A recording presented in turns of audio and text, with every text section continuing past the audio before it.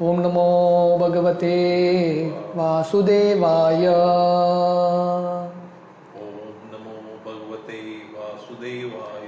ओम नमो भगवते वासुदेवाय। ओम नमो भगवते वासुदेवाय। ओम नमो भगवते वासुदेवाय।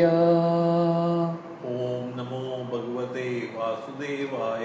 नारायणं नमस्कृत्य नारायणं नमस्कृत्य नरं चैव नरोत्तमं नमं चैव नरोत्तमं देवीं सरस्वतीं व्यासं देवीं सरस्वतीं व्यासं ततो जायमुदीरये। ततो जायमुदीरये। नष्टप्रायेषु अभद्रेषु नष्टप्रायेषु अभद्रेषु नित्यं भागवत सेवया नित्यं भागवत सेवया भगवती उत्तमश्लोके भगवती उत्तम श्लोके भक्तिर्भवति नैष्टकी। भक्ति नैतति विक्टरी। कृष्णाय वासुदेवाय कृष्णाय वासुदेवाय देवकी नंदनाय च देवकी नंदनाय च नंदगोपकुमाराय नंदगोपकुमाराय गोविन्दाय नमो नमः। गोविन्दाय नमो नमः। नमो पंकजनाभाय नमो पंकजनाभाय नमो पंकजमालिने नमो पंकजमालिने नमो पंकजनेत्राय नमो पंकजनेत्राय नमस्ते पंकजांग्रये। नमस्ते पंकजांग्रये। हरे कृष्णा। हरे कृष्ण। तो आप सबका स्वागत है आज के ऑनलाइन प्रोग्राम में। तो आज बहुत शुभ तिथि है। आज सुबह हमने वसंत पंचमी सरस्वती पूजा उसके बारे में चर्चा किया था, और आज सुबह हमने रघुनंदन ठाकुर, विष्णुप्रिया और पुंडरिक विद्यानिधि जिनका आज आविर्भाव दिवस है उनके बारे में चर्चा किया। तो आज और दो महत्वपूर्ण तिथि हैं। आज श्री रघुनाथ दास गोस्वामी का आविर्भाव है, अपीयरेंस है, और विश्वनाथ चक्रवर्ती ठाकुर पाद का आज तिरोभाव दिवस है। तो थोड़ा बहुत इन दो आचार्यों के बारे में चर्चा करेंगे। तो पहला हम रघुनाथ दास गोस्वामी का चरित्र देखते हैं। वैसे तो रघुनाथ दास गोस्वामी का चरित्र बहुत विशाल है, पर जितना होता है हम प्रयास करेंगे। तो कृष्णदास कविराज गोस्वामी चैतन्य चरितामृत में भी जब रघुनाथ दास गोस्वामी का गुणगान कर रहे हैं, उनके पास भी शब्द नहीं होते, इतने भाव में आ जाते हैं रघुनाथ दास गोस्वामी का गुणगान करते हुए। तो वर्णन आता है रघुनाथ दास गोस्वामी का जन्म कृष्णपुर करके बंगाल में एक गांव है, आदि सप्तग्राम यहाँ पे होता है। उनके पिताजी का नाम है हिरण्य मजुमदार और उनके अंकल का नाम है उनके पिताजी का नाम है गोवर्धन मजुमदार और उनके अंकल का नाम है हिरण्य मजुमदार। तो वर्णन आता है गोवर्धन मजुमदार और हिरण्य मजुमदार उस समय बंगाल में बहुत बड़े लैंडलॉर्ड्स थे, टैक्स कलेक्टर थे, जमींदार। उनके पास इतना धन था, उनके साल भर का जो मंथली एनुअल इनकम है 60,000 गोल्ड कॉइन्स। आजकल के ज़माने में गोल्ड कॉइन शायद किसी ने देखा ही नहीं होगा। 60,000 गोल्ड कॉइन्स एनुअल इनकम, हर साल इतना आता था। तो कृष्णदास कविराज गोस्वामी वर्णन करते हैं उनका जो ऐश्वर्य है रघुनाथ दास गोस्वामी के परिवार का, इंद्र के जैसा उनका ऐश्वर्य था। तो हालांकि हिरण्य मजुमदार और गोवर्धन मजुमदार वो भी वैष्णव थे, दान देते थे, पर शुद्ध वैष्णव नहीं थे।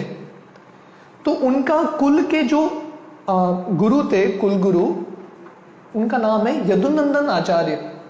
वो श्री चैतन्य महाप्रभु के बहुत महान भक्त हैं और यदुनंदन आचार्य अद्वैत आचार्य के शिष्य हैं। अभी परसों मंडे को अद्वैत आचार्य का अपीयरेंस डे है। तो अद्वैत आचार्य के शिष्य हुए यदुनंदन ठाकुर और वासुदेव दत्त के बहुत क्लोज स्टूडेंट थे। वासुदेव दत्त की कहानी फिर कभी सुनेंगे। वासुदेव दत्त के अंदर इतना दया था, वो भगवान से प्रार्थना कर रहे थे कि जितने भी जीव हैं उन सबका पाप मेरे सर पे आ जाए और सबको भगवत धाम की प्राप्ति हो। तो वासुदेव दत्त के स्टूडेंट थे यदुनंदन आचार्य, और यदुनंदन आचार्य के दोस्त थे बलराम आचार्य। तो यदुनंदन आचार्य और बलराम आचार्य काफी समय तक हिरण्य मजुमदार और गोवर्धन मजुमदार के घर में रहते थे। तो रघुनंदन को बचपन में ही यह संस्कार मिल जाता है। इसलिए बच्चों को भगवान का महान भक्त बनाना है, किसी को भी वो संस्कार बचपन से आना चाहिए। तो रघुनंदन को, क्योंकि वैष्णव परिवार था पहले से, और यदुनंदन आचार्य और बलराम आचार्य का संग मिला, तो धीरे धीरे रघुनंदन के अंदर भी भक्ति का भाव उठने लगा। और कृष्णदास कविराज गोस्वामी लिखते हैं, रघुनंदन रघुनाथ दास गोस्वामी, सॉरी नॉट रघुनंदन, रघुनाथ दास गोस्वामी छोटे बच्चे के रूप में ही उनके अंदर इतने सारे दिव्य गुण थे, कंप्लीटली पीसफुल, बहुत सुंदर गुण थे, बहुत सुंदर तरीके से बात करते थे। तो रघुनाथ दास गोस्वामी को जो भी देखता था नेचुरली उसके प्रति आकर्षण प्राप्त करता था। तो यदुनंदन आचार्य और बलराम आचार्य रघुनाथ दास गोस्वामी से इतना प्रेम करते हैं, वो रघुनाथ दास गोस्वामी को लेके जाते हैं हरिदास ठाकुर से मिलने के लिए। तो ये बहुत इंपॉर्टेंट एक टर्निंग पॉइंट है रघुनाथ दास गोस्वामी की जिंदगी में, क्योंकि अब तक रघुनाथ दास गोस्वामी ने उनके पिता और उनके अंकल गोवर्धन और हिरण्य मजुमदार को देखा था, जो बहुत धनी थे। अभी उनको संग मिल रहा है नामाचार्य हरिदास ठाकुर का। और हरिदास ठाकुर रहते कहाँ थे? कभी गुफे में रहते थे, कभी पेड़ के नीचे सोते थे, कुछ ठिकाना नहीं, घर नहीं, सादा वस्त्र पहनते थे, कुछ धन नहीं, कुछ चीज नहीं उनके पास, कंप्लीटली विरक्त। तो रघुनाथ दास गोस्वामी देख रहे थे कि मेरे पिताजी के पास और काका के पास इतना सारा धन है, वो भी वैष्णव है, हरिदास ठाकुर भी वैष्णव है, पर उनके पास कुछ भी नहीं है, पूरे वैराग्य का जिंदगी। पर रघुनाथ दास गोस्वामी ने यह ऑब्जर्व किया कि हरिदास ठाकुर इतने आनंद में थे, आनंदाबुद्धि वर्धनम, भगवान का हरिनाम करते हुए इतने आनंद में थे, दिन रात हरिनाम करते थे, एवरीडे 192 राउंड्स, दिन भर करते थे हरिनाम। और हरिदास ठाकुर के अंदर ये स्वाभाविक नम्रता था, तृणादपि सुनीचेन तदोरपि सहिष्णुन अमानेन मानदेन कीर्तनीय सदा हरि, नेचुरली वेरी हम्बल, सहन करते थे। इसलिए हरिदास ठाकुर निरंतर भगवान का हरिनाम ले रहे थे। जब रघुनाथ दास ने हरिदास ठाकुर को देखा, उनको भी आकर्षण प्राप्त हुआ हरिदास ठाकुर के प्रति। तो इसलिए भक्ति में आगे बढ़ना है तो पहला है महान भक्तों का संग। जो भक्त भगवान के प्रति पूरी तरीके से शरणागत हैं, भगवान का आश्रय लिया है, ऐसे भक्तों का जब संग मिलेगा ऑटोमेटिकली उनका भाव हमारे अंदर आएगा। तो रघुनाथ दास गोस्वामी की जिंदगी में ये बहुत बड़ा टर्निंग पॉइंट होता है, हरिदास ठाकुर का संग। उस समय वो डिसाइड करते हैं मेरा जिंदगी का लक्ष्य है मुझे हरिदास ठाकुर की तरह वैरागी बनना है, कंप्लीटली डिटैच्ड। पर उनके पिताजी और उनके काका, उनका इच्छा था रघुनाथ दास गोस्वामी को ये राज्य चलाना है, क्योंकि इतना धन इकट्ठा किया था, एक ही वारिस है पूरे साम्राज्य के। पर रघुनाथ दास गोस्वामी को बिल्कुल इच्छा नहीं था, he didn't have any attraction। तो उनके पिताजी रघुनाथ दास का शादी कराते हैं, he gets married, बहुत सुंदर स्त्री से उनका शादी होता है। फिर भी रघुनाथ दास को इसके प्रति बिल्कुल आकर्षण नहीं, no attraction. Is it okay? तो वर्णन आता है कि श्री चैतन्य महाप्रभु संन्यास लेने के बाद वो शांतिपुर आते हैं, 10 दिन शांतिपुर में रहते हैं। तो उस समय रघुनाथ दास श्री चैतन्य महाप्रभु से मिलने के लिए जाते हैं। तो सब गोस्वामी में से पहले गोस्वामी जो चैतन्य महाप्रभु को मिलते हैं वो है रघुनाथ दास गोस्वामी। 10 दिन रहते हैं चैतन्य महाप्रभु के सानिध्य में, और चैतन्य महाप्रभु भी रघुनाथ को बहुत प्रेम देते हैं। वापस घर आने के बाद उनके मन में ऑलरेडी बचपन से ही विरक्ति था हरिदास ठाकुर को देख के। अभी श्री चैतन्य महाप्रभु से मिलने के बाद पागल की तरह हो गए रघुनाथ दास, घर में उनको मन ही नहीं लग रहा था।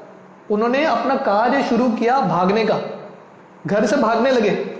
तो उनके पिताजी पकड़ के लाते थे अलग अलग, उन्होंने अपने जो सिक्योरिटी गार्ड्स रखा था रघुनाथ दास का पहरेदारी करने के लिए पकड़ के लाते थे, रघुनाथ दास गोस्वामी फिर से भागते थे। तो प्रैक्टिकली एवरीडे अफेयर था, पूरा विरक्त पागल की तरह हो गए थे। तो थोड़े समय बाद फिर से चैतन्य महाप्रभु शांतिपुर आते हैं। जब वो वृंदावन की ओर जा रहे हैं, रूप गोस्वामी सनातन गोस्वामी का उद्धार करके रामकेली में फिर से शांतिपुर आते हैं, और फिर से रघुनाथ दास उनके माता पिता का परमिशन लेके के बोलते हैं मैं श्री चैतन्य महाप्रभु से मिलके आता हूँ। तो उनके पिताजी भेजते हैं रघुनाथ को, पर सिक्योरिटी के साथ। और जब श्री चैतन्य महाप्रभु से मिलते हैं, वो भगवान को बोलते हैं मुझे तो विरक्ति प्राप्त करना है, पर ये भौतिक दुनिया का बंधन छूटता ही नहीं है। तो बहुत बार हमारा भी ये अनुभव होता है, हम भक्ति में प्रगति करना चाहते हैं, पर हमको ऐसा लगता है कि कुछ रोक के रख रहा है। ये जो बंधन है, ये जो माया है, उससे हम छुटकारा पा नहीं पा रहे हैं। तो श्री चैतन्य महाप्रभु रघुनाथ को बताते हैं, अरे थोड़ा सब्र रखो, बी पेशेंट, ऐसा बंदर की तरह बर्ताव मत करो, मरकट वैराग्य मत करो, बी पेशेंट, समय के अनुसार तुमको कृष्ण की कृपा मिलेगी। तो चैतन्य महाप्रभु एक बहुत इंपॉर्टेंट सिद्धांत यहाँ पे समझा रहे हैं कि भगवान की कृपा आती है भगवान के समय के अनुसार, इसलिए कभी कभी प्रतीक्षा करना भी पड़ता है।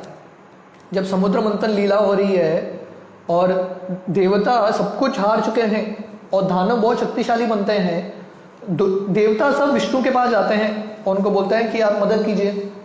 तो विष्णु बताते हैं देखो अभी समय आपके साथ नहीं है, अभी प्रतीक्षा करो, इनके साथ कोऑपरेट करो और समय के साथ साथ आपको स्वर्ग मिल जाएगा। तो वैसे ही श्री चैतन्य महाप्रभु रघुनाथ दास को बोलते हैं कि आप थोड़ा शांति रखिए, समय के साथ आपको भगवान की कृपा मिलेगी। तो एक बहुत सुंदर कहानी है, घटना है, जिससे पता चलता है कि रघुनाथ दास कैसे बुद्धिमान थे, मटीरियली भी very intelligent, very very smart and intelligent. तो जब रघुनाथ दास दूसरी बार श्री चैतन्य महाप्रभु से मिलके आते हैं शांतिपुर से, थोड़ा पैसिफाई होते हैं और ऐसा बर्ताव करते हैं कि वो भौतिकवादी व्यक्ति हैं। तो श्री चैतन्य महाप्रभु उनको बोलते हैं कि बाहरी दृष्टिकोण से नॉर्मल रहो, पर अंदर से भगवान के प्रति प्रेम उत्पन्न करो, भगवान के प्रति आसक्ति उत्पन्न करो। तो ये दुनिया में जीने का तरीका है। जब दुनिया में रहते हैं, दुनिया के लोगों से बर्ताव करते हैं, we have to look normal to them, पर अंदर ही अंदर हमारा आसक्ति कृष्ण के प्रति हो सकता है। तो एक बार जब रघुनाथ दास ऐसे परिवार का कार्य जो उनके माता पिता और उनके काका जो एस्टेट है वो संभालने लगते हैं, एक टर्किश चौधरी आता है। तो जैसे मैं बता रहा था, रघुनाथ दास गोस्वामी के पिताजी और काका जमींदार थे, टैक्स कलेक्टर थे, तो कर वसूल करते थे। तो वो क्या करते थे, गवर्नमेंट के लिए, उस समय मुस्लिम गवर्नमेंट था, वो हर महीना 2 million gold coins 2 million gold coins tax collect करते थे लोगों से, और गवर्नमेंट को वो 1,500,000 गोल्ड कॉइन्स देते थे और 500,000 गोल्ड कॉइन्स अपने पास रखते थे। इमेजिन करो, मतलब इनका महीने का ये इनकम है। तो क्या कर टर्किश चौधरी आता है जो गवर्नमेंट के तरफ से उसको ऑब्जर्व करना है, रिपोर्ट देना है कि सब टैक्स कलेक्टर अपना काम कर रहे हैं कि नहीं। तो ये टर्किश चौधरी देखता है कि कुछ तो गड़बड़ कर रहे हैं, हेरा फेरी कर रहे हैं रघुनाथ दास गोस्वामी के पिता और काका। तो गवर्नमेंट को 500,000 गोल्ड कॉइन्स देने के बजाय वो सिर्फ 1,200,000 गोल्ड कॉइन्स देते हैं, 300,000 गोल्ड कॉइन्स और रख लेते हैं, चीटिंग करते हैं। तो इसलिए रघुनाथ के पिता और काका वैष्णव थे, पर शुद्ध वैष्णव नहीं थे, लोभ था उनको धन का। तो ये टर्किश चौधरी उसको समझ में आता है और अपने सैनिकों के साथ हिरण्य और गोवर्धन मजूमदार को अरेस्ट करने के लिए आता है। पर उस समय हिरण्य और गोवर्धन मजूमदार घर में नहीं है, वो रघुनाथ को अरेस्ट करके लेके जाता है। तो रघुनाथ को टॉर्चर करने के लिए जब जाता है, उसको दंड देने के लिए, रघुनाथ का मासूम चेहरा देख के और उसका बातचीत देख के उसका हृदय पिघल जाता है। उस समय रघुनाथ दास गोस्वामी इतने बुद्धिमान हैं, अपने वचन से इसका दिल जीत लेते हैं। तो ये टर्किश चौधरी को बोलते हैं, देखो मेरे पिताजी, मेरे काका और आप भाई भाई की तरह है, कभी कभी भाई में झगड़ा होता है, फिर से अगले दिन बैठ के साथ में खाना खाते हैं, तो ये तो होता रहता है। और क्योंकि आप सब भाई की तरह हैं, मैं तो आपका पुत्र हूँ, मेरे आपके पुत्र को तंग करना आपको अच्छा लग रहा है क्या? और उसके बाद आप मुस्लिम हैं, आप बहुत महान संत हैं, और कुरान में वर्णन आता है कि दया दिखाना चाहिए लोगों के प्रति, इसलिए आप मुझे छोड़ दो। तो जब रघुनाथ का ये मीठी बातें सुनता है ये टर्किश चौधरी, उसका हृदय पिघल जाता है, बोलता हाँ तुम सही बोल रहे हो, तुम मेरे पुत्र की तरह हो, मैं तुमको तंग नहीं कर सकता। तो रघुनाथ को छोड़ देता है और बोलता है कि मेरा मीटिंग अरेंज करो तुम्हारे पिताजी से और काका जी से, और ये बताओ उनको कि अगर उनको खाना है, रिश्वत खाना है तो खाने दो, पर मुझे कुछ पैसे देने दो, मुझे भी थोड़ा मिलना चाहिए कुछ। तो ऐसा सेटलमेंट हो जाता है। तो ये वर्णन करते हैं कृष्णदास कविराज गोस्वामी ये बताने के लिए कि रघुनाथ दास गोस्वामी भक्ति में भी उनका बहुत बड़ा स्तर था, पर अध्यात्म भौतिक रूप में भी बहुत बुद्धिमान थे। They were very experts all this Goswamis. उनको वर्ल्डली डीलिंग्स भी सही रूप से आता था, कैसे लोगों के साथ डील करना है, कैसे मैनेजमेंट करना है। तो ऐसा समय बीतता गया। रघुनाथ दास गोस्वामी 1 साल तक चैतन्य महाप्रभु से मिलके आते हैं, दूसरी बात शांतिपुर से, 1 साल तक नॉर्मल बिहेव करते हैं, और फिर से उनको कंट्रोल नहीं होता, फिर से वो भागने का प्रयास करते हैं। तो उनके पिताजी को समझ में आता है रघुनाथ दास गोस्वामी सिर्फ नाटक कर रहा है कि चेंज हो गया, पर फिर भी इसके अंदर विरक्ति का भाव ही है, उसके अंदर वैराग्य का भाव है। तो फाइनली ये घटना आती है कि रघुनाथ दास को ये समाचार मिलता है कि पास में ही, उनके गांव के पास में ही एक जगह है पानीहट्टी, तो ये सुंदर तीर्थ स्थली है अभी भी। उनको समाचार मिलता है रघुनाथ को कि वहां पे नित्यानंद प्रभु आए हैं उनके पार्षदों के साथ, और राघव पंडित के घर में वो प्रसाद लेने वाला है। तो फिर से रघुनाथ दास अपने पिताजी के पास जाता है और परमिशन मांगता है, क्योंकि पूरा सिक्योरिटी लगा है टाइट, स्वयं से जा भी नहीं सकता। तो उनके पिताजी से परमिशन मांगता है कि पिताजी परमिशन दीजिए, मैं थोड़ा नित्यानंद प्रभु का दर्शन करके आता हूँ। तो पिताजी समझ गए इसको परमिशन नहीं देंगे तो अपना ये जान ही गवा लेगा, सुइसाइड कर लेगा, इतना पागल हो चुका है। तो बोलते हैं ठीक है तुम चले जाओ, पर ये सिक्योरिटी इसको, ये सर्वेंट को लेके जाओ। तो फिर से सेवकों के साथ, सिक्योरिटी के साथ रघुनाथ दास नित्यानंद प्रभु से मिलने के लिए जाते हैं। जब पानीहट्टी पहुंचते हैं तो पानीहट्टी में गंगा के तट पे ये पानीहट्टी गांव है, तो वहां पे एक बहुत विशाल एक वट वृक्ष है। वो वट वृक्ष के नीचे नित्यानंद प्रभु अपने पार्षदों के साथ बैठे हैं, और जब रघुनाथ दास नित्यानंद प्रभु को देखते हैं दूर से ही दंडवत करते हैं। हालांकि रघुनाथ दास बहुत बुद्धिमान थे, बहुत पढ़े लिखे थे, बहुत धनी थे, बट स्वाभाविक रूप से नम्र, क्योंकि जैसे मैंने बताया उन्होंने हरिदास ठाकुर का संग मिला, सो नेचुरली वेरी हम्बल। तो रघुनाथ दास दूर से ही नित्यानंद प्रभु को दंडवत कर रहे हैं। तो उनको लग रहा है कि मेरे पास योग्यता नहीं है नित्यानंद प्रभु के पास आने के लिए, दूर से दंडवत करते हैं। और कोई भक्त जाके नित्यानंद प्रभु को बोलता है देखो रघुनाथ आए हैं आपको प्रणाम कर रहे हैं। तो नित्यानंद प्रभु बोलता है रघुनाथ तुम दूर से क्यों दंडवत कर रहे हो, तुम चोर हो, चोर के बात ही दूर से दंडवत कर रहे हो। जो चोर है पुलिस से थोड़ा दूर रहता है। तो नित्यानंद प्रभु रघुनाथ को बोल रहे हैं तुम चोर हो, इसलिए चोरी का भाव है तुम्हारे अंदर, इसलिए तुम दूर रह रहे हो, अभी मैं तुमको दंड दूंगा, ऐसा पुलिस चोर को दंड देता है, मैं अभी आपको दंड दूंगा। तो हमारे आचार्य बताते हैं नित्यानंद प्रभु रघुनाथ को चोर क्यों बता रहे हैं, थीफ, क्योंकि रघुनाथ दास सबसे बड़ा धन प्राप्त करना चाहते हैं, श्री चैतन्य महाप्रभु का चरण कमल। पर श्री चैतन्य महाप्रभु का जो चरण कमल है वो धन की रक्षा करने के लिए नित्यानंद प्रभु हैं। तो रघुनाथ दास श्री चैतन्य महाप्रभु को प्राप्त करने का प्रयास कर रहे हैं, पर उन्होंने नित्यानंद प्रभु का परमिशन नहीं लिया, इसलिए नित्यानंद प्रभु रघुनाथ दास गोस्वामी को तीफ बुलाते हैं। तो रघुनाथ को बोलता है अभी आपको दंड दूंगा, और दंड क्या है, मेरे सब भक्तों को चिड़ा दही खिलाओ। तो इसको पानीहट्टी चिड़ा दही उत्सव बोलते हैं या दंड उत्सव बोलते हैं। जनरली दंड मतलब पनिशमेंट, पनिशमेंट दर्द देता है, उत्सव नहीं होता, आनंद का वातावरण नहीं होता। पर जब भगवान के भक्त और भगवान आके दंड भी देते हैं, उसमें भी एक आनंद है। जैसे हम सुबह पुंडरीक विद्यानिधि का चरित्र डिस्कस कर रहे थे। पुंडरीक विद्यानिधि जब जगन्नाथपुरी में थे तो उन्होंने देखा कि जगन्नाथ को वहाँ के जो पांडा है, पुजारी है, स्टार्च्ड कपड़ा, मतलब जो वीवर से आया है पूरे स्टार्च के साथ, वो कपड़ा पहना रहे। तो पुंडरीक विद्यानिधि को लगता है अरे ये ठीक सेवा नहीं हो रहा है, भगवान को कपड़ा अर्चना विधि के अनुसार धो के पहनाते हैं। पर उनके सपने में जगन्नाथ और बलदेव आते हैं पुंडरीक विद्यानिधि के, और उनके जापड़ में मारने लगते हैं, उनके गालों को मारने लगते हैं और उनका गाल फूल जाता है। तो हालांकि उनको दंड मिल रहा है पुंडरीक विद्यानिधि को, पर उसमें भी वो खुश हैं, प्रसन्न हैं, क्योंकि जब भगवान की कृपा मिलती है दंड के माध्यम से भी भक्त बहुत प्रसन्न होते हैं।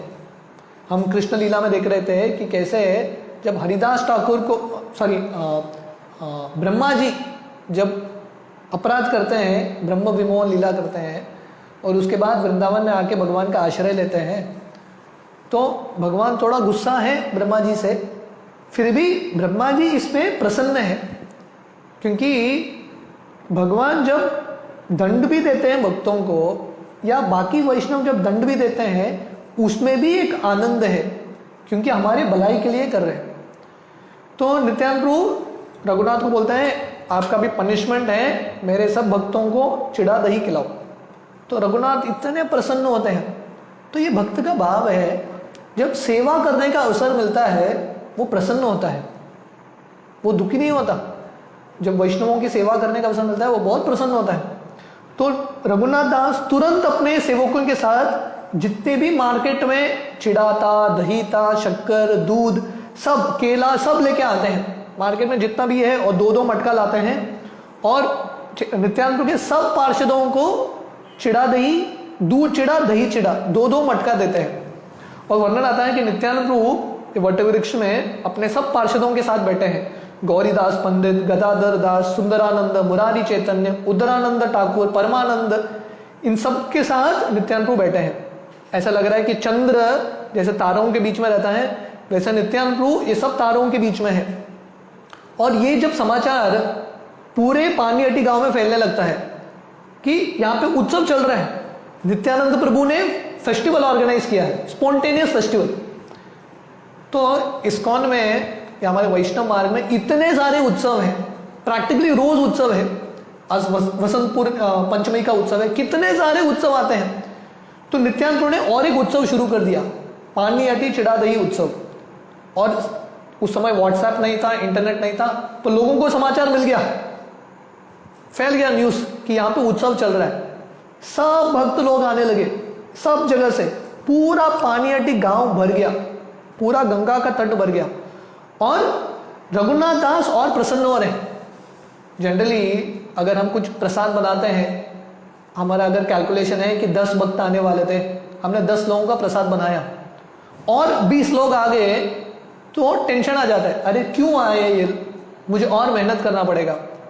पर रघुनाथ दास गोस्वामी को ऐसा नहीं लग रहा था, और आ रहे थे और प्रसन्न हो रहे थे रघुनाथ दास गोस्वामी, ठीक है और सेवा करेंगे। तो यहाँ पे रघुनाथ दास हमको सिखा रहे हैं कि कैसे वैष्णव सेवा करनी चाहिए, कैसे लोगों का सेवा करनी चाहिए। ये जो सेवा का अवसर है बहुत बड़ा वरदान है। तो और खुश होके और सामग्री लाते हैं और सबको खिलाते हैं। तो फाइनली सबको चिड़ा दही देने के बाद नित्यानंद प्रभु इतने प्रसन्न होते हैं। और अगला दिन तो ये दोपहर को ये उत्सव होता है, शाम को नित्यानंद प्रभु ये पानीहट्टी, ये जो स्थली है वटवृक्ष, उसके पास ही राघव पंडित का घर है। तो अभी भी कोई पानीहट्टी गांव में जाएगा, ये स्थली का दर्शन होगा, ये वटवृक्ष के नीचे जहाँ पे ये लीला होती है, और पास में राघव पंडित का घर, उसका भी दर्शन होता है। राघव पंडित और उनकी बहन थी दमयंती, इनका ये खासियत था, जब भी भोग बनाते थे भगवान के लिए, स्वयं राधा रानी आती थी वहां पे कुकिंग करने के लिए और इनको आशीर्वाद देने के लिए। और राधा रानी को वरदान था दुर्वासा मुनि से, जो भी राधा रानी बनाएगी अमृत जैसा होगा। तो राघव पंडित और दमयंती जब बनाते थे प्रसाद और जब भोग लगाते थे, महाप्रभु चैतन्य महाप्रभु स्वयं आते थे उसको स्वीकार करने के लिए। तो शाम के समय, दिन में यहाँ पे पानीहट्टी चिड़ादरी उत्सव होता है, शाम को नित्यानंद प्रभु सब भक्तों के साथ जाके वहां पे प्रसाद लेते हैं। तो ये वैष्णव का यही दिनचर्या है, पूरा जिंदगी जीने का यही तरीका है, चैंटिंग, फीस्टिंग, डांसिंग, केवल आनंद कंद। तो यही प्रसाद स्वीकार करना, पूरा चैतन्य चरितामृत पढ़ेंगे तो यही 3 चीजें हैं। कैसे वैष्णव आके साथ में कीर्तन करते हैं, कथा सुनते हैं, नृत्य करते हैं और प्रसाद लेते हैं। बस शाम को फिर से नित्यानंद प्रभु राघव पंडित के यहाँ कीर्तन कर रहे हैं, पागल की तरह कीर्तन कर रहे हैं और नित्यानंद प्रभु नाच रहे हैं। और नित्यानंद प्रभु का कीर्तन देख के चैतन्य महाप्रभु आ जाते हैं स्वयं, और गौर निताई दोनों नाच रहे हैं। और इतना नाचने के बाद, घंटों घंटों नाचने के बाद प्रसाद स्वीकार करते हैं राघव पंडित के घर में। और फाइनली वो जो उच्चिष्ट है नित्यानंद प्रभु का, वो उच्चिष्ट रघुनाथ दास गोस्वामी स्वीकार करते हैं। तो रघुनाथ के अंदर ये नेचुरल नम्रता थी। तो अगला दिन सुबह रघुनाथ दास गोस्वामी वही वट वृक्ष के नीचे नित्यानंद प्रभु बैठे थे, बहुत नम्रता से नित्यानंद प्रभु को अप्रोच करते हैं और बोलते हैं कि हे नित्यानंद प्रभु, मैं सबसे पतित हूँ, मेरे से ज्यादा कोई पतित नहीं है। तो ये वैष्णव का भाव है। और वो बोलते हैं कि अगर आपका कृपा नहीं मिलेगा तो कुछ भी संभव नहीं है, भगवान का कृपा आपकी कृपा के बिना नहीं होगा। मैं एक छोटे से एक बटू की तरह हूँ, ड्वार्फ, और मैं चंद्र को पकड़ने का प्रयास कर रहा हूँ। श्री चैतन्य महाप्रभु वो चंद्र की तरह है, गौर चंद्र, नवदीप चंद्र, पर मैं कैसे प्रयास करूं? अगर आपका कृपा होगा तभी चैतन्य महाप्रभु का कृपा होगा। आपके माध्यम से ही भगवान की कृपा मिलती है। यस्य प्रसादात् भगवत प्रसादो। तो इतने नम्रता से वो विनती करते हैं नित्यानंद प्रभु का कृपा पाने के लिए।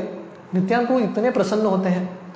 रघुनाथ दास गोस्वामी का डिटर्मिनेशन, निश्चय देख के और उनका नम्रता देख के नित्यानंद प्रभु रघुनाथ दास गोस्वामी का गुणगान कर रहे हैं। देखिए रघुनाथ दास गोस्वामी का स्तर क्या था कि नित्यानंद प्रभु स्वयं गुणगान कर रहे हैं, सब भक्तों को बोल रहे हैं ये देखो रघुनाथ, उसका जो ऐश्वर्य है इंद्र के जैसा ऐश्वर्य है, ऐश्वर्य इंद्र सम, स्त्री अप्सरा सम, और उनकी जो पत्नी है अप्सरा जैसे सुंदर है, फिर भी रघुनाथ को इसके प्रति बिल्कुल आसक्ति नहीं।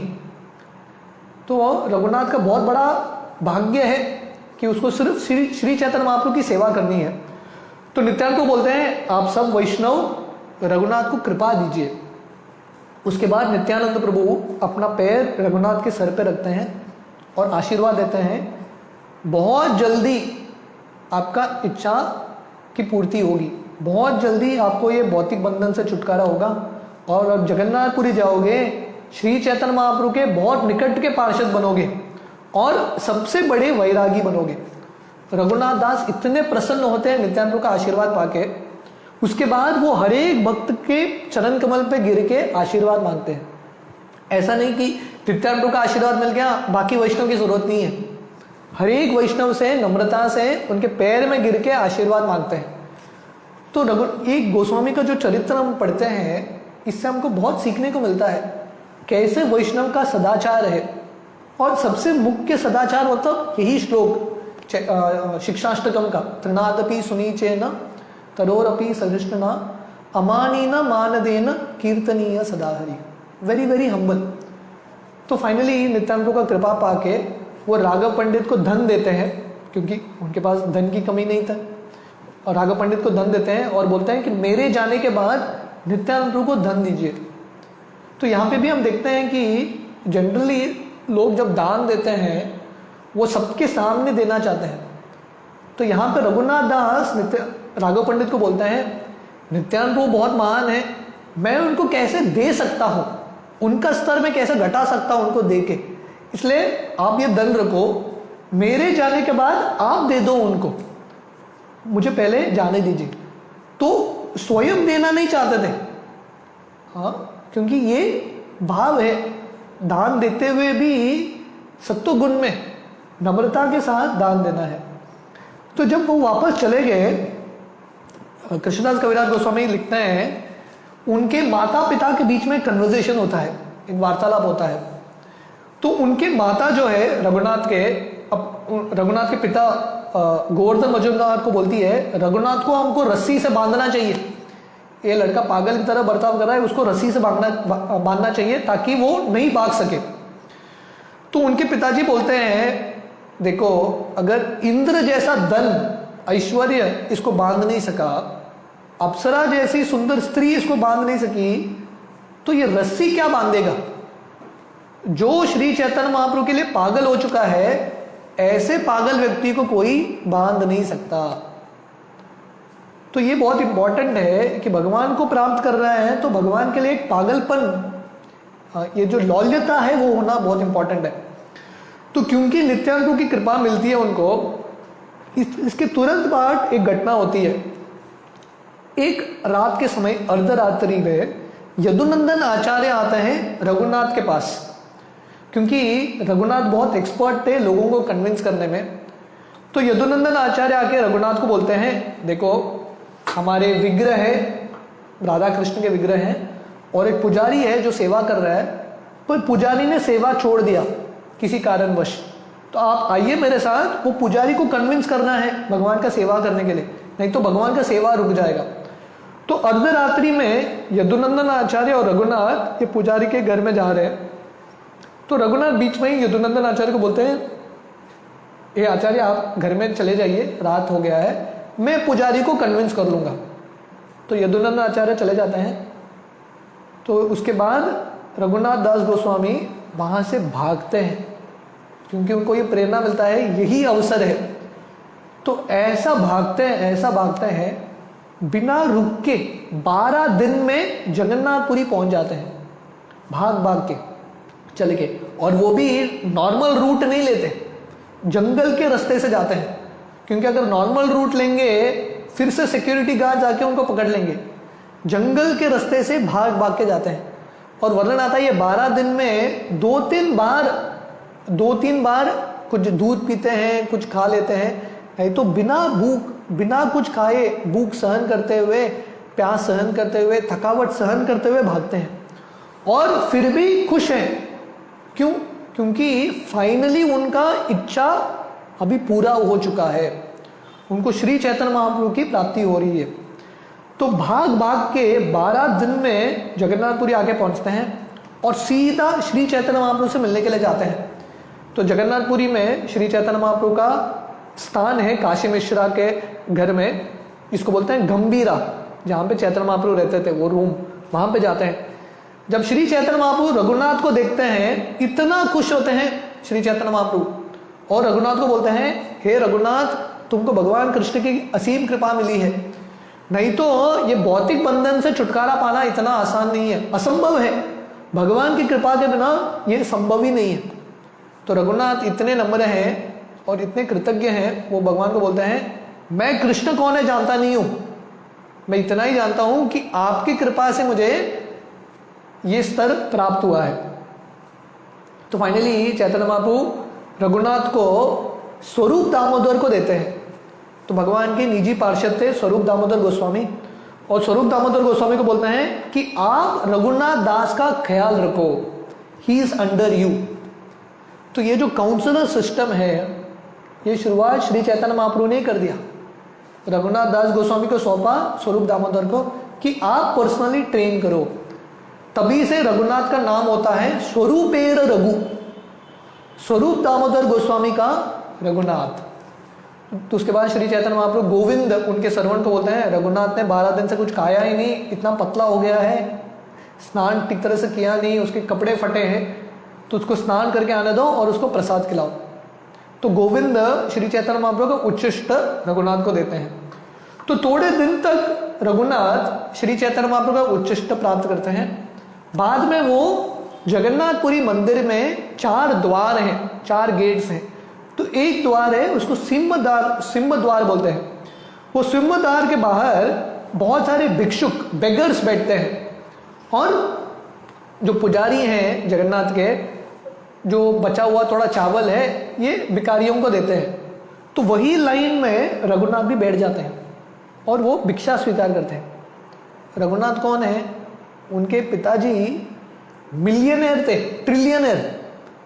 उनका लड़का रघुनाथ प्रसाद कैसे स्वीकार कर रहा है?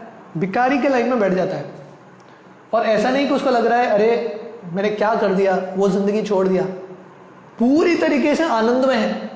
उसको लग रहा है जगन्नाथपुरी में रह के श्री चैतन्य महाप्रभु को सेवा करके भिखारी भी बना, वो स्तर से कई ज्यादा श्रेष्ठ है। इसलिए आनंद में रह के ऐसा वैराग्य का जिंदगी जी रहे थे। तो कृष्णदास कविराज गोस्वामी वर्णन करते हैं चैतन्य चरितामृत में, एक दिन रघुनाथ आते हैं और स्वरूप दामोदर को प्रश्न पूछते हैं। तो रघुनाथ इतने नम्र थे, श्री चैतन्य महाप्रभु को डायरेक्टली अप्रोच नहीं करते थे, स्वरूप दामोदर के माध्यम से ही भगवान को अप्रोच करते थे। सिस्टम को फॉलो किया उन्होंने।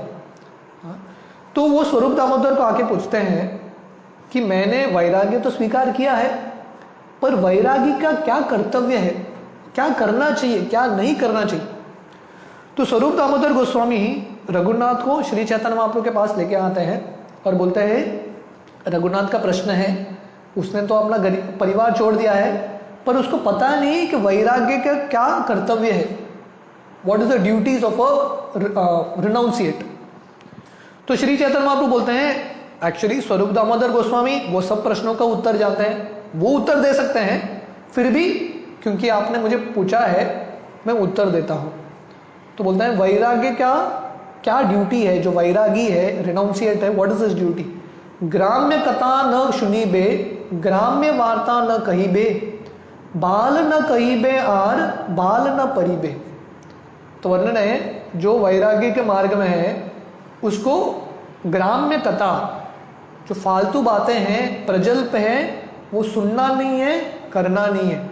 ग्राम्य कथा न सुनीबे, ग्राम्य वार्ता न करीबे, बाल न काईबे आर बाल न परिबे। बहुत बढ़िया पकवान वो भी नहीं खाना चाहिए, सादा खाना ही खाना चाहिए, और बहुत कीमती कपड़ा भी नहीं पहनना चाहिए।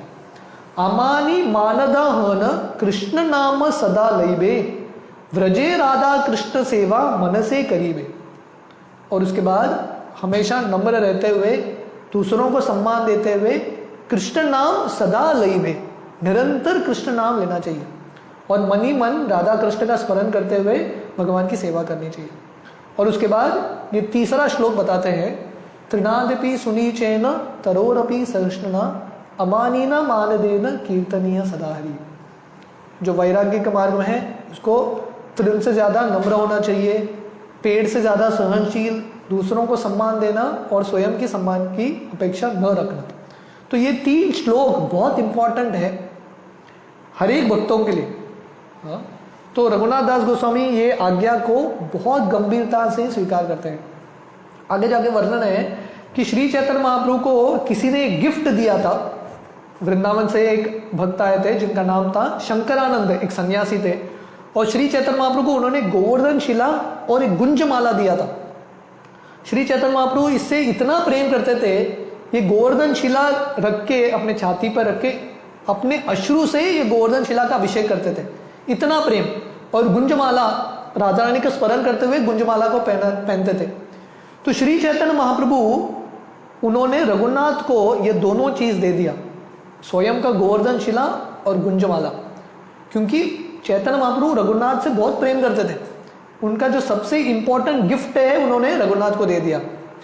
और रघुनाथ जब उनको ये गिफ्ट मिलता है, इतने कृतज्ञ हैं। तो भक्तों के लिए बहुत कीमती गिफ्ट देने की जरूरत नहीं है, सिंपल चीज, भगवान का स्मरण करके जो भी चीज मिलता है भक्त बहुत प्रसन्नता से स्वीकार करते हैं। रघुनाथ दास ये गोवर्धन शिला को स्वीकार करते हैं और उनको लगता है कि श्री चैतन्य महाप्रभु ने मुझे गोवर्धन शिला दिया, मतलब मुझे गोवर्धन में स्थान दिया है रहने के लिए, और ये गुंजमाला दिया मतलब राधा रानी का आश्रय दिया है।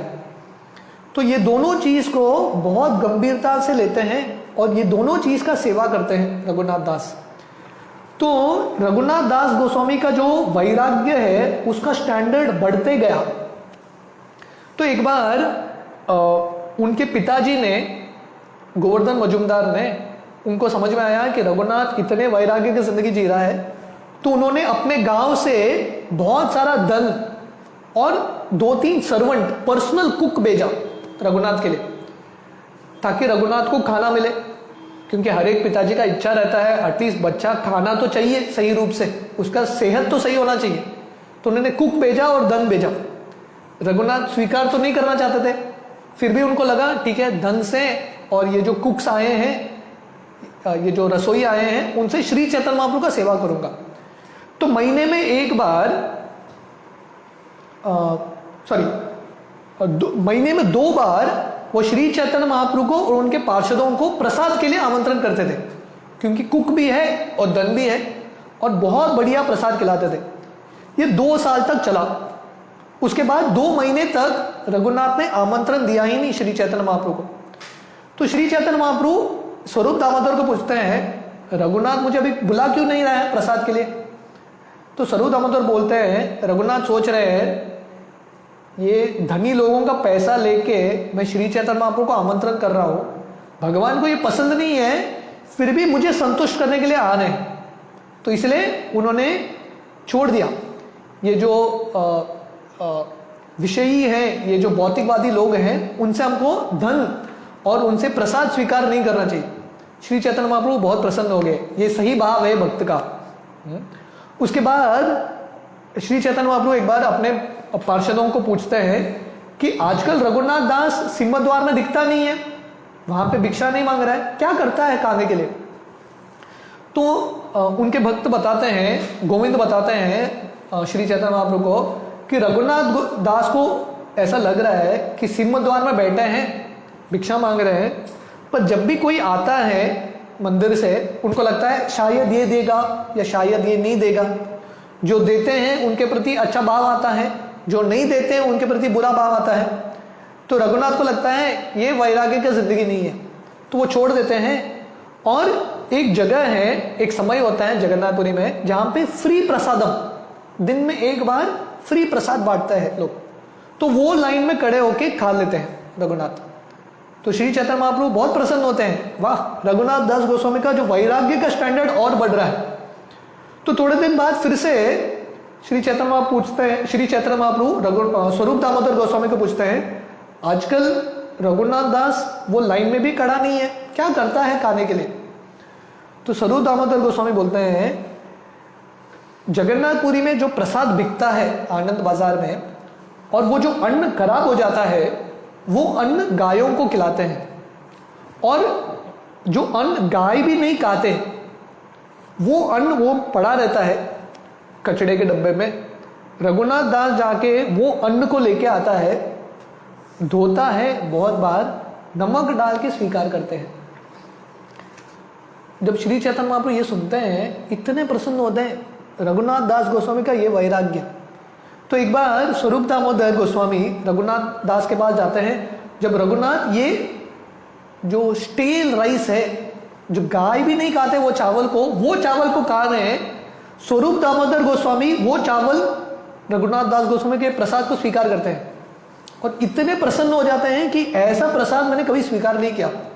वो श्री चैतन्य महाप्रभु को जाके बताते हैं। तो श्री चैतन्य महाप्रभु एक बार आते हैं जब रघुनाथ दास गोस्वामी ये खराब हुआ चावल खा रहे हैं, और रघुनाथ दास गोस्वामी के हाथ से भगवान ये प्रसाद खा लेते हैं। और भगवान बोलते हैं कि जगन्नाथ के रूप में मैंने इतना सारा जगन्नाथ का प्रसाद खाया है, इतने सारे स्वीट, इतने सारे सब्जियां, इतना सारा अन्न, पर ऐसा प्रसाद मैंने कभी खाया ही नहीं। तो श्री चैतन्य महाप्रभु क्या चक्रे थे, ये तो बहुत खराब हुआ चावल था, बहुत दिनों से पड़ा हुआ चावल था, फिर भी भगवान इसमें आनंद की अनुभूति कर रहे थे, क्योंकि इसमें रघुनाथ दास गोस्वामी का वैराग्य था। महाप्रभुर भक्त गणेर वैराग्य प्रदान। तो श्री चैतन्य महाप्रभु जब अपने भक्तों में वैराग्य देखते हैं तो बहुत प्रसन्न होते हैं। तो वर्णन आता है ऐसे 16 साल 16 इयर्स रघुनाथ दास गोस्वामी जगन्नाथपुरी में रुके। तो सब गोस्वामियों में से मैक्सिमम चैतन्य लीला रघुनाथ दास ने ही देखा था। 16 साल चैतन्य महाप्रभु के संग में। और उसके बाद जब श्री चैतन्य महाप्रभु अपना लीला समाप्त करके अंतर्धान हो जाते हैं, स्वरूप दामोदर गोस्वामी भी अंतर्धान हो जाते हैं, रघुनाथ को सहन नहीं हुआ ये विरह। उन्होंने डिसाइड किया मैं वृंदावन जाके गोवर्धन से छलांग लगा के खुदकुशी कर लूंगा। तो ये सोच के वृंदावन चल गए। और वृंदावन में जब वो रूप गोस्वामी और सनातन गोस्वामी को मिलते हैं, उनको एक नया उमंग आता है। उनको लगता है वही श्री चैतन्य महाप्रभु स्वरूप दामोदर गोस्वामी रूप गोस्वामी और सनातन गोस्वामी के संग से मुझे अनुभूति हो रहा है। तो उनको एक नया एक जीवन आता है और रूप और सनातन बोलते हैं नहीं, तुम खुदकुशी नहीं कर सकते, हमारे साथ हमारे भाई के रूप में रहो। तो ये और एक गोस्वामी बन के वृंदावन में प्रवेश करते हैं और उनको स्थान मिलता है राधा कुंड में। गोवर्धन में ये जो राधा कुंड है सबसे पवित्र स्थली है, वहाँ पे रघुनाथ दास गोस्वामी निवास करते हैं और दिन रात भगवान की भक्ति। वर्णन आता है इन अ डे, दिन में 22 आवर्स भगवान का भजन कीर्तन। सिर्फ 2 घंटा कुछ खाते थे, सोते थे बस, नहीं तो पूरा समय भगवान की भक्ति जप करते रहते थे, पुस्तक लिखते रहते थे, अपने ही भक्ति में खोए हैं। तो रघुनाथ दास गोस्वामी का खासियत है, जो भी व्रत लेते थे वो निश्चित रूप से करते थे। तो कृष्णदास कविराज गोस्वामी लिखते हैं जैसे पत्थर पे एक लकीर होता है, उसको कोई मिटा नहीं सकता, रघुनाथ दास गोस्वामी का व्रत ऐसा कड़क था। रोज वो 1000 बार भगवान को प्रणाम करते थे, दंडवत। कितना? 1000 बार दंडवत रोज। रोज वैष्णवों को 2000 बार दंडवत और रोज 100,000 या 200,000 नेम्स भगवान का हरि नाम दिन रात करते थे। और उनकी गोवर्धन शिला जो भगवान ने दिया था वो शिला की सेवा करते थे और रोज 3 घंटा चैतन्य लीला, क्योंकि उन्होंने ही चैतन्य महाप्रभु का पूरा चरित्र देखा था जगन्नाथपुरी में, जगन्नाथ भगवान के सब लीलाओं को। तो रोज 3 घंटा राधा कुंड में बैठ के प्रवचन देते थे चैतन्य लीला, और उनके प्रवचन को अटेंड करने के लिए रूप गोस्वामी, सनातन गोस्वामी सब आके बैठते थे। और वही सभा में एक महान भक्त हुए कृष्णदास कविराज गोस्वामी, वो नोट्स लिखते थे। जो रघुनाथ दास बता रहे हैं वो नोट्स लिखते थे और वो नोट्स के आधार पे कृष्णदास कविराज गोस्वामी चैतन्य चरितामृत लिखते हैं। तो ये जो चैतन्य चरितामृत है उसका पूरा श्रेय रघुनाथ को जाता है। रघुनाथ दास गोस्वामी स्वरूप दामोदर गोस्वामी का नोट से प्रवचन देते थे और उन्होंने जो देखा था उनके प्रवचन के आधार पे कृष्णदास कविराज गोस्वामी नोट लिखते थे और वो नोट्स के आधार पे श्री चैतन्य चरितामृत की रचना हुई। इसलिए श्री चैतन्य चरितामृत के हर एक अध्याय के अंत में कृष्णदास कविराज गोस्वामी, रूप गोस्वामी और रघुनाथ दास गोस्वामी को बार बार प्रणाम करते हैं कि उनके आशीर्वाद से ही ये संभव हुआ। तो एक बहुत सुंदर कहानी है जो भक्ति रत्नाकर में नरहरि चक्रवर्ती लिखते हैं। एक बार जब सनातन गोस्वामी राधा कुंड आते हैं तो वो देखते हैं कि रघुनाथ दास गोस्वामी इतने मग्न हैं अपने भजन में, एक शेर आया है राधा कुंड से पानी पी रहा है और रघुनाथ दास गोस्वामी को पता ही नहीं शेर आया है। पर कृष्ण आते हैं डंडा लेके, ये शेर को भगाते हैं और ये दर्शन सनातन गोस्वामी करते हैं। और सनातन गोस्वामी आके रघुनाथ को बोलते हैं ये सही नहीं है, हमको भगवान की सेवा करनी है पर भगवान आपकी सेवा कर रहे हैं। और एक बार जब सनातन गोस्वामी आते हैं वो देखते हैं कि रघुनाथ दास गोस्वामी इतने मग्न भजन में कड़ी धूप में बैठ के भजन कर रहे हैं, अपना जप कर रहे हैं। और राधा रानी आती है अपने साड़ी से रघुनाथ को छाया देती है। ये जब देखते हैं सनातन गोस्वामी वो रघुनाथ को आके डांटने लगते हैं, ये तो हद हो गया, पहले कृष्ण आए तुम्हारे सेवा करने के लिए, अभी राधा रानी उनका लीला छोड़ के आपकी सेवा कर रही है। ये श्री चैतन्य महाप्रभु का सिद्धांत नहीं है, आपको भजन कुटीर बनाना चाहिए आपके लिए। तो सनातन गोस्वामी का आज्ञा पालन करते हुए रघुनाथ दास गोस्वामी छोटा एक भजन कुटीर बनाते हैं। तो अभी भी राधा कुंड में रघुनाथ दास गोस्वामी का भजन कुटीर का दर्शन होता है। तो वर्णन है कि रघुनाथ क्योंकि राधा कुंड और श्याम कुंड में रहते थे और राधा कुंड श्याम कुंड का इतना महान स्थान है, तो वो देखते थे कि बहुत सारे लोग आके राधा कुंड श्याम कुंड में अपना कपड़ा धोते थे, बर्तन धोते थे। तो उनको बुरा लगता था, इतना पवित्र स्थली है, ये लोग अपना कपड़ा बर्तन धो रहे हैं। तो उन्होंने सोचा कि एक कुआं बनाते हैं। तो पास में ही कुआं खोदने लगे कुआं खोदते खोदते एक पत्थर से खून निकलने लगा। तो रघुनाथ बोले ये बंद कर दो कुआं खोदना। भगवान उनके सपने में आए और भगवान बोले गोवर्धन मेरा शरीर है और अलग अलग गोवर्धन का भाग अलग अलग मेरा अंग है, तो ये जो पत्थर है जिससे खून निकल रहा है वो मेरा जीवा है, टंग है, इसकी आप आराधना करो। तो उन्होंने इसकी स्थापना की। अभी भी ये जो गोवर्धन का जीवा है, ये जो गोवर्धन शिला है, उसका आराधना होता है। तो वर्णन है कि रघुनाथ दास गोस्वामी के अंदर ये इच्छा था, मुझे राधा कुंड के अलग अलग जो स्टेप्स है, घाट है, वो बनाना चाहिए। क्योंकि उस समय एक छोटा सा एक पॉन्ड की तरह था, खेत में एक छोटे से एक पॉन्ड की तरह था। उनको लगा कि इसका थोड़ा रेनोवेशन, एक्सकवेशन और रेनोवेशन होना चाहिए ताकि आगे जाके पीढ़ियों को इसका लाभ हो। पर रघुनाथ सोच रहे थे नहीं, पर मुझे ये करना पड़ेगा तो धन इकट्ठा करना पड़ेगा, मेरा भजन छोड़ के जाना पड़ेगा। तो उन्होंने ख्याल छोड़ दिया। तो एक बहुत धनी व्यक्ति था जो हिमालय की ओर बद्रीनाथ जा रहा था, बद्री विशाल का दर्शन करने के लिए।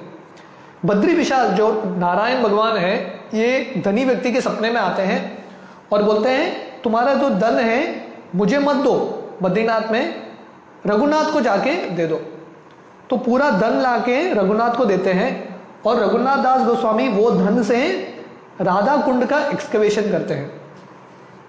तो इस तरह से रघुनाथ दास गोस्वामी, उनका जो पूरा जिंदगी है ऐसे पूरी तरीके से तल्लीन होके भगवान की भक्ति करते हैं।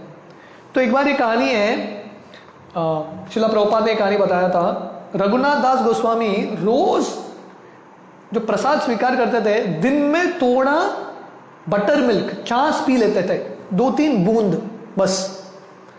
और वो भी उनको लगता था मैं इतना बड़ा भोगी हूं, मैं ये छाछ पी रहा हूं। तो उन्होंने वो भी कम कर दिया, 4-5 दिन में एक बार पीते थे ये छाछ। इतने पतले हो चुके थे रघुनाथ दास। तो एक बार रघुनाथ को इंडाइजेशन का प्रॉब्लम हुआ, इंडाइजेशन। तो भक्तों ने एक कविराज को लेके आए, आयुर्वेदिक डॉक्टर। तो ये आयुर्वेदिक डॉक्टर रघुनाथ को एग्जामिन करके बोलता है रघुनाथ ने खीर खाया है, दूध का, चावल का, खीर बहुत ज्यादा खा लिया है। तो सब भक्त बोलने लगे डॉक्टर क्या बोल रहा है, रघुनाथ तो थोड़ा छाछ भी पीते हैं, वो भी उनको बहुत बड़ा अपराध लगता है, बहुत बड़ा पाप लगता है, खीर वीर रघुनाथ खाते नहीं है। तो समय ये रघुनाथ बताते हैं उन्होंने ध्यान में उनके मानसिक पूजा में राधा कृष्ण को खीर अर्पण किया था और मन में ही उन्होंने खीर चखा था और वो खीर से उनको एक्चुअल इंडाइजेशन हो गया। तो ये रघुनाथ दास गोस्वामी का स्तर है। तो एक बार रूप गोस्वामी ने एक पुस्तक लिखा था जिसका नाम है ललित माधव। तो ये ललित माधव में रूप गोस्वामी राधा कृष्ण के विरह के बारे में वर्णन करते हैं कि कैसे राधा रानी को इतना दर्द होता है कृष्ण के विरह में।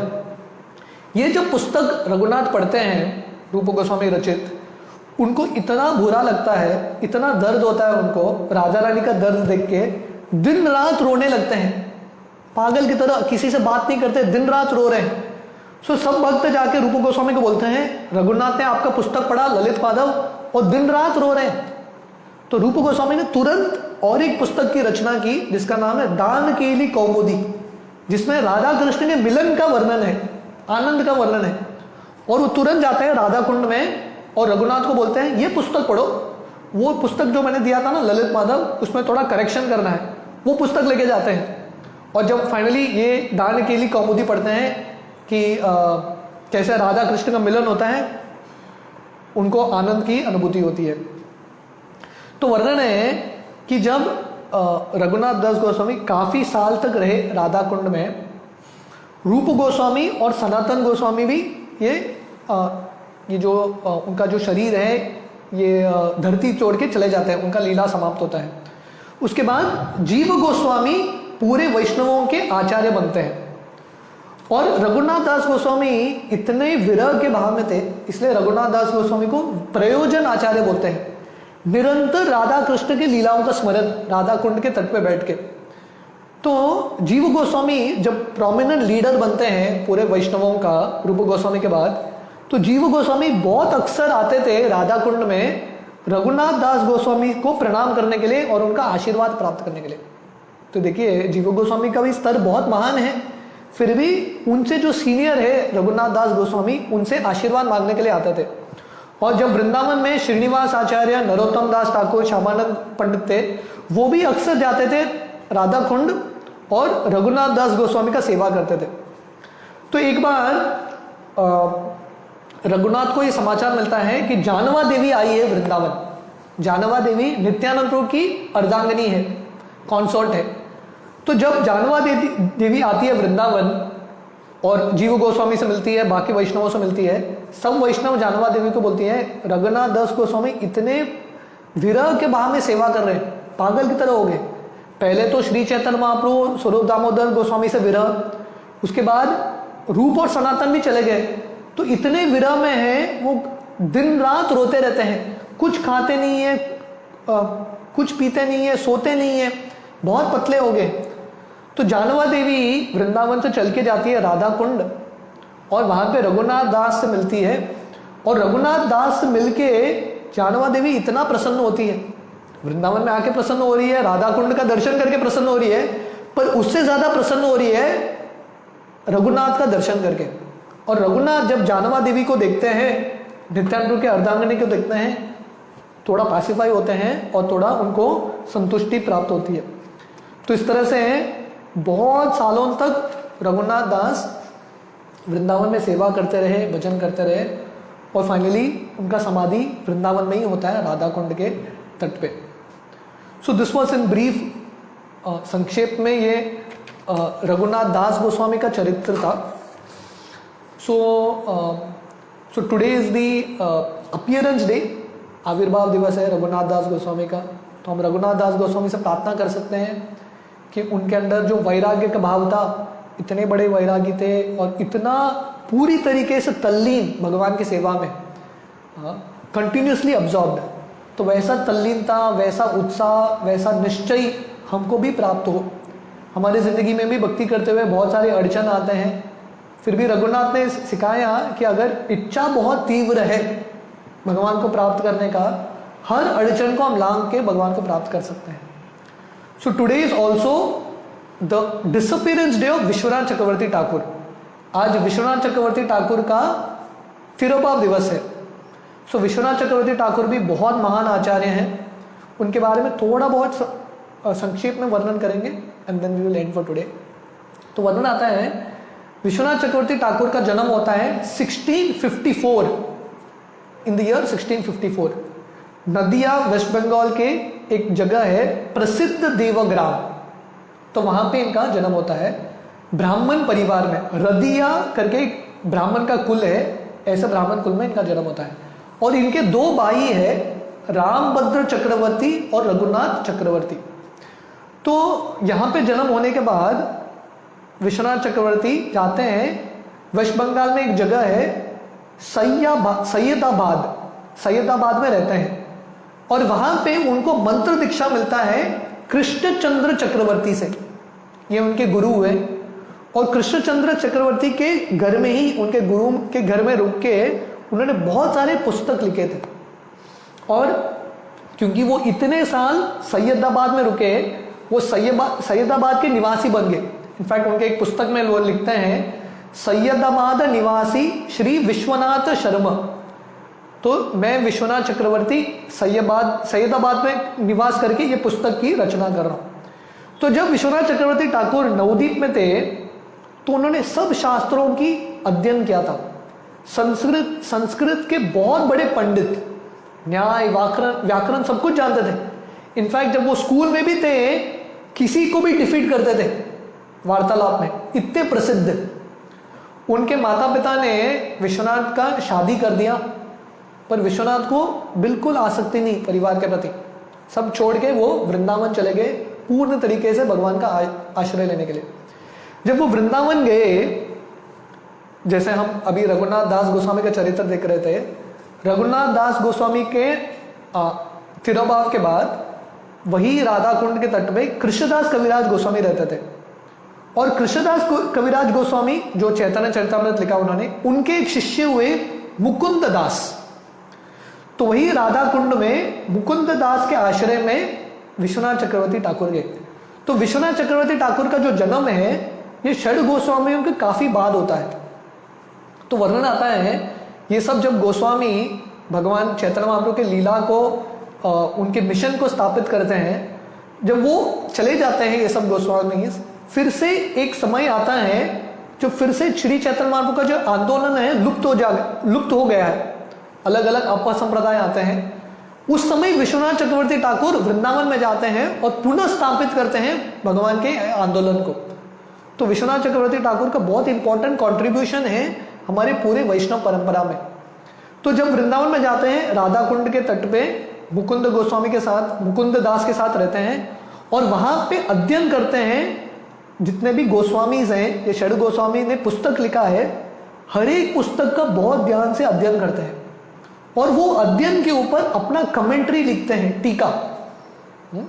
और उनका जो टीका है, उनके जो कमेंट्रीज हैं बहुत प्रसिद्ध है और उन्होंने इतने सारे पुस्तक लिखे हैं। उन्होंने पुस्तक लिखा है सारार्थ दर्शनी टीका, श्रीमद् भागवतम के ऊपर उनका टीका। उन्होंने सारार्थ वर्षनी टीका, भगवत गीता के ऊपर टीका। श्रीला प्रभुपाद जब भगवत गीता लिखते हैं वो बलदेव विद्याभूषण और विश्वनाथ चक्रवर्ती ठाकुर की टीका से प्रभुपाद उनका भगवत गीता लिखता है।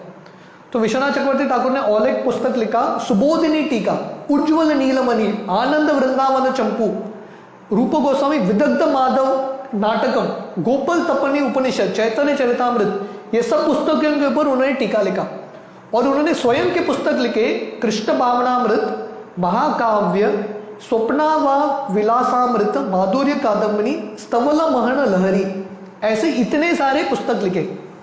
इसलिए उनका नाम पड़ा है विश्वनाथ चक्रवर्ती। चक्रवर्ती का मतलब है सम्राट, जो एम्परर है उसको चक्रवर्ती बोलते हैं। जो अपना सर्कल बढ़ाता है, अपना जो चक्र है, इन्फ्लुएंस है, उसको बढ़ाता है। तो इसलिए विश्वनाथ चक्रवर्ती ठाकुर ने अपने भक्ति से, अपने पुस्तकों से ये जो भक्ति का इन्फ्लुएंस है, भक्ति का जो सर्कल है बहुत बढ़ाया है। तो उनके विग्रह हुए गोकुलानंद, हर एक गोस्वामी के, हर एक आचार्य के एक अपने विग्रह होते हैं। तो अभी भी राधा गोकुलानंद जो विश्वनाथ चक्रवर्ती ठाकुर के विग्रह है, उनका दर्शन होता है वृंदावन में। विश्वनाथ चक्रवर्ती ठाकुर का और एक नाम था हरिवल्लभ दास। तो वर्णन आता है कि विश्वनाथ चक्रवर्ती ठाकुर ने इतने सारे पुस्तकों की रचना की।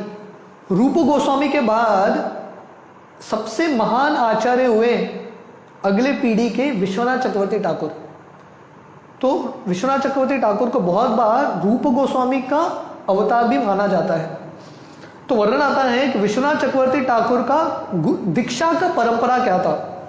श्री चैतन्य महाप्रभु के शिष्य हुए लोकनाथ गोस्वामी, लोकनाथ गोस्वामी के शिष्य हुए नरोत्तम दास ठाकुर, नरोत्तम दास ठाकुर के शिष्य हुए गंगा नारायण चक्रवर्ती, गंगा नारायण के शिष्य हुए कृष्ण शरण चक्रवर्ती और राधा रमन चक्रवर्ती, और इनके शिष्य हुए विश्वनाथ चक्रवर्ती ठाकुर। तो ये उनका गुरु शिष्य परंपरा है। एंड ये तो दीक्षा का परंपरा है, वैसे ही शिक्षा का परंपरा है, क्योंकि हमारे वैष्णव मार्ग में शिक्षा का परंपरा, शिक्षा गुरु का जो स्थान है दीक्षा गुरु से भी ज्यादा होता है। ये शिक्षा का परंपरा है। इसलिए उनके शिक्षा गुरु हुए श्री चैतन्य महाप्रभु, स्वरूप दामोदर गोस्वामी, रूप गोस्वामी, सनातन गोस्वामी, जीव गोस्वामी, कृष्णदास कविराज गोस्वामी, नरोत्तम दास ठाकुर, श्यामानंद पंडित इत्यादि। और आज के दिन, वसंत पंचमी के दिन, विश्वनाथ चक्रवर्ती ठाकुर का तिरुभाव होता है, इस डिसअपियरेंस डे। भक्ति सिद्धांत सरस्वती लिखते हैं कि विश्वनाथ चक्रवर्ती ठाकुर का कंट्रीब्यूशन, ये जो पीरियड है 1600 to 1700, इसमें गौड़ीय वैष्णवों को, गौड़ीय वैष्णव सिद्धांत को स्थापित करने के लिए विश्वनाथ चक्रवर्ती ठाकुर आए। तो उनका बहुत इंपॉर्टेंट कंट्रीब्यूशन है। तो अलग अलग समय पे अलग अलग भगवान के आचार्य आते हैं, भगवान के भक्त आते हैं और फिर से स्थापना करते हैं। जो परंपरा मिट जाता है, जैसे भगवान गीता के 4वें अध्याय में बोलते हैं, जब भी परंपरा लुप्त हो जाता है, डाइल्यूट हो जाता है, भगवान के भक्त आते हैं, फिर से स्थापना करते हैं। तो ये समय पे विश्वनाथ चक्रवर्ती ठाकुर आते हैं, उसके बाद फिर से भक्ति विनोद ठाकुर आते हैं। तो जब वृंदावन में रहते हैं वो अपने विग्रह राधा गोकुलानंद की सेवा करते हैं। और वो जो गोवर्धन शिला हमने देखा था, भगवान ने गोवर्धन शिला किसको दिया था? रघुनाथ दास गोस्वामी को। रघुनाथ दास गोस्वामी का वो जो शिला है गोवर्धन शिला, कृष्णदास कविराज गोस्वामी के पास आता है। उनके शिष्य मुकुंद दास, श्रीमती कृष्णप्रिया ठाकुरानी, इनके पास, और फाइनली विश्वनाथ चक्रवर्ती ठाकुर के पास आता है। तो वर्णन करते हैं कि वो जो शिला है गोवर्धन शिला, अभी भी राधा गोकुलन मंदिर में उनका दर्शन होता है। तो और एक बहुत सुंदर कहानी है, घटना है विश्वनाथ चक्रवर्ती ठाकुर की जिंदगी से।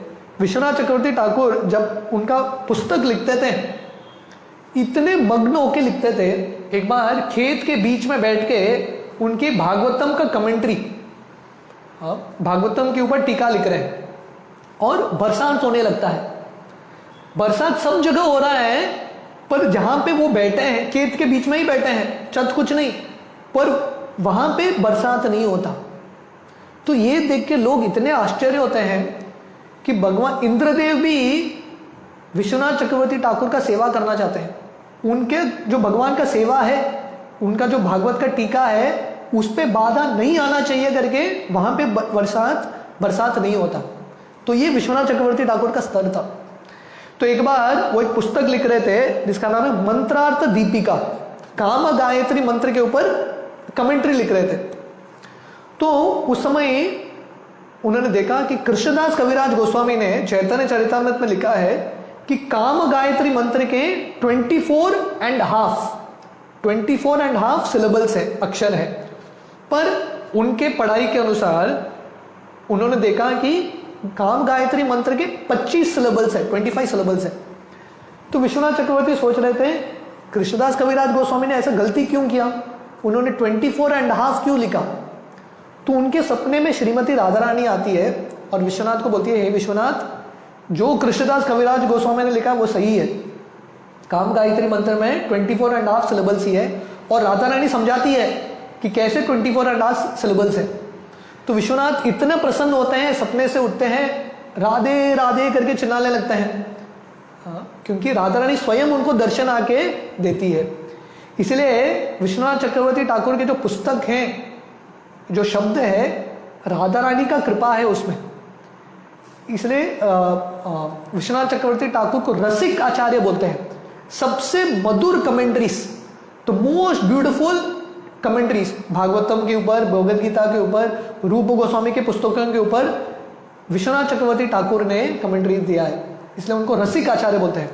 और जितने भी भक्त हैं, वैष्णव हमारा जो परंपरा है, वो विश्वनाथ चक्रवर्ती ठाकुर को बहुत मानता है और उनके कमेंट्रीज को बहुत ध्यान से हम पढ़ते हैं। तो विश्वनाथ चक्रवर्ती ठाकुर का जो समाधि आज के दिन उनका तिरबा होता है, और उनका समाधि वही राधा गोकुलानंद के कोटियाड़ में है। जो वृंदावन जाते हैं, राधा गोकुलानंद का बहुत छोटा मंदिर है, वही कोटियाड़ में विश्वनाथ चक्रवर्ती ठाकुर का समाधि है, नरोत्तम दास ठाकुर का समाधि है, गंगा नारायण चक्रवर्ती का समाधि है।